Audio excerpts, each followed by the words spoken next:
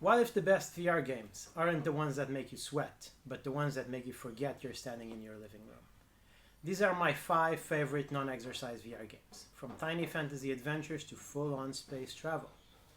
I'm Luis, and today I'm counting down 5 VR games that prove a headset can make great games feel completely new. When I talk about VR, I often talk about fitness, and that's because VR is genuinely useful to make exercise more fun. And it's been a part of my own weight loss journey for years now. Most of the time, I'm not wearing a headset to work out. I'm wearing it because I want to explore, to relax, to get scared, or just disappear into a game for an hour or two. And VR is excellent for that. That's why this list matters. Some of these games are playable without VR, and a couple were originally designed as standard flat screen pancake games. But putting on a headset takes more effort than grabbing a Switch or turning on a PlayStation 5. And I choose VR anyway, so that tells me that the headset is adding something special. So at number 5, I have Moss and Moss Book 2.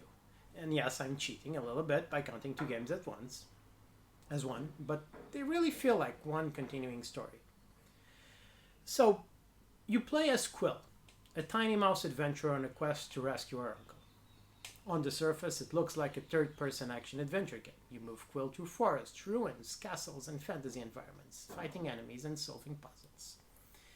It's all very neat, right? In VR, you're not simply watching from a camera angle, right? Like you would in a normal game, third-person over overhead game, right? In this game, you are the reader. That's a huge presence looming over this miniature storybook. The environments feel like living dioramas built at mouse scale. So grass becomes a forest to Quill. A small stream becomes a dangerous obstacle. An ordinary stone structure becomes an enormous ancient ruin. And the clever part is that you use the VR controls to interact directly with the world. You can move objects, manipulate puzzle pieces, open pathways, and even help Quill during combat. That relationship gives Moss a warmth that traditional screen could never quite match. The game also knows how to stay fresh. It introduces an idea, lets you understand it, and then combines it with something new. It's very rare that you're doing the same exact task for long over and over again, right? This is a game with a lot of variety. Add in the gorgeous storybook art style, the music, and the sense of physically leaning into Quill's world, and Moss becomes one of VR's most charming adventures. Number 4, Tetris Effect. Yes, Tetris. Yes, I'm talking about one of the oldest, simplest, and greatest video game ideas ever made. I mean, Hank Rogers, who licensed Tetris in the East, said that it was the ultimate game once he saw it, and I tend to lean that way too. But this is not just Tetris with prettier backgrounds, right? This VR game turns each stage into an audiovisual environment. You're still rotating blocks, clearing lines, etc., but every movement, sound, and visual effect feeds into the music. In standard play, this is fantastic, but in VR, it becomes something else entirely. The opening underwater stage is the perfect example. Instead of playing Tetris with an ocean wallpaper behind it, you feel like you are floating at the bottom of the sea. Massive sea life drifts around you, the board sits in front of you like a glowing monument. Music, sound effects, and bass make every line clear, every Tetris feel physical. Tetris Effect proves that VR doesn't always need motion controls, explosions, or a giant open world. Sometimes it just needs to put you inside the mood of a game you already love. So, number 3.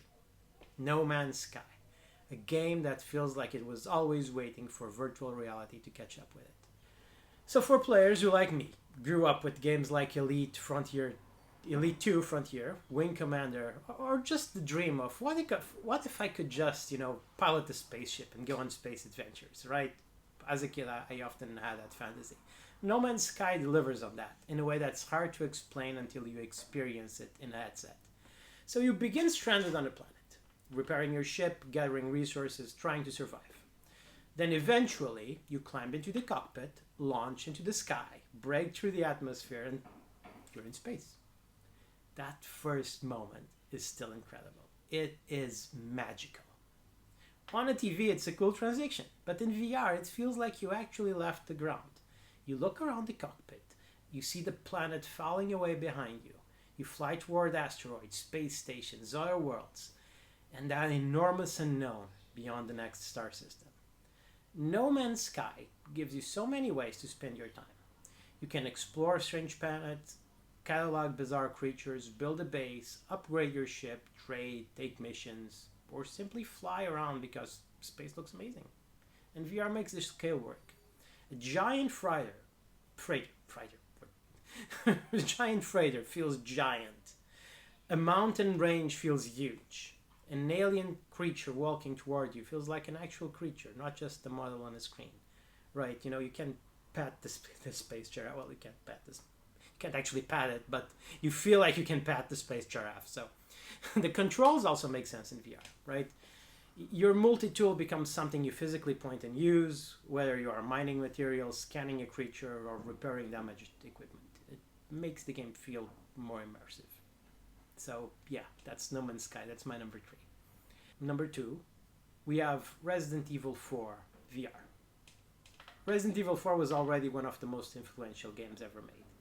Even people who don't consider it their favorite Resident Evil game, I'm one, usually respect how well designed it is, right? The pacing, the weapons, enemy encounters, bosses, upgrades, escalating action. Fair bit of camp. That part I love.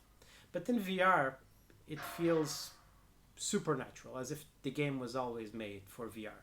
I mean, Leon is no longer a character you watch over the shoulder. Now you are aiming the gun. You are Leon. You are loading the shotgun, hearing the enemies move through the village, castle, or dark corridors, somewhere just outside your field of view.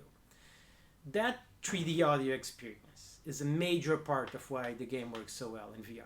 In a normal game, you hear danger approaching, but in VR, you instinctively turn toward it or flinch. You hear an enemy behind you and suddenly your whole body reacts right before your brain has fully caught up.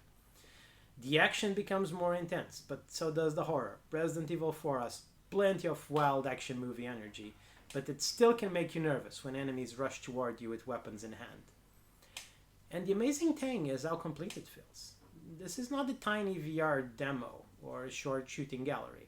It's a full, substantial Resident Evil 4 campaign. I mean, I played the original plenty of times in GameCube and PlayStation 2, and I honestly don't feel anything was missing here. It's adapted more in terms of how the weapons feel and you relay them and etc., but it doesn't feel like anything was cut. At least not anything meaningful enough for me to remember. But anyway, now we get to my number 1 non-exercise game in VR, and that is Res Infinite. And if you know Tetris Effect, this choice may not surprise you. Both games come from the creative mind of Tetsuya Mizuguchi, and both understand that games can be more than systems and objectives. They can be experiences built from sound, movement, rhythm, and visuals. Res began life as a Dreamcast-era rail shooter. The basic gameplay is simple. You move forward through a stylized digital world, target enemies, release your shot, dodge incoming fire, and keep moving to the music. Well, shooting to the music in this case. The simplicity is exactly why it works so well in VR. You don't need to memorize a complicated control scheme, you don't need to manage inventory, navigate the map, or worry about 20 different menus. You aim, lock on, fire, and let the game pull you forward. In VR, that simple loop becomes almost hypnotic. You can aim with your head, and on supported hardware, eye tracking can make targeting feel even more direct. But mostly head. I'm playing in Res and I'm like, It looks silly, right? But it's very close to the fantasy of controlling a game with your mind alone. The visuals are made from simple polygons, grids, glowing lines, and abstract digital shapes. By modern technical standards, that might sound dated. But Res Infinite doesn't need realistic graphics. Its art direction creates a world that feels alive because it reacts to the music and your action. Every lockdown target, every shot, every explosion becomes part of the soundtrack. You're not just playing along with the beat, you are helping create the beat. Res Infinite is not a long open-ended game like No Man's Sky. It's not a massive campaign like Resident Evil 4, but it is endlessly replayable because it is so focused. It gives you a challenge, rhythm, tension, and pure audiovisual immersion with almost nothing standing between you and the experience. That's why it is my number 1. So those are my 5 favorite non-exercise games, VR games. Moss, Tetris Effect, No Man's Sky, Resident Evil 4 VR, and Res Infinite. They all show a different strength of VR, Moss makes you feel like you are inside a fantasy storybook. Tetris Effect turns a classic puzzle game into an audiovisual escape. No Man's Sky sells the dream of living among the stars. Resident Evil 4 puts you directly inside one of gaming's greatest action horror adventures. And Res Infinite shows how powerful VR can be when a game focuses on pure immersion. What are your favorite VR games when you're not trying to burn calories? Let me know in the comments. And if you enjoy VR gaming, fitness gaming, and honest recommendations for grown-up gamers, subscribe for more.